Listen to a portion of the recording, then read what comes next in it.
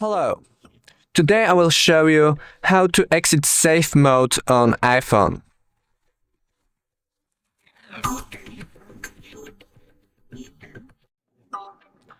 To start, simply restart your iPhone as you normally would. Turn off my iPhone.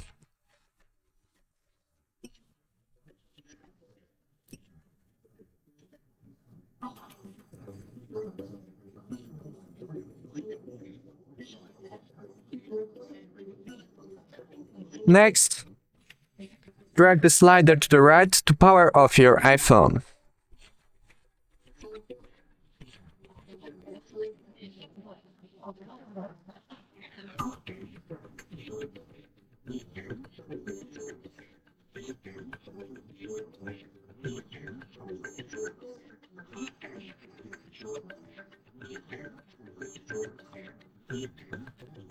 Thank you for watching.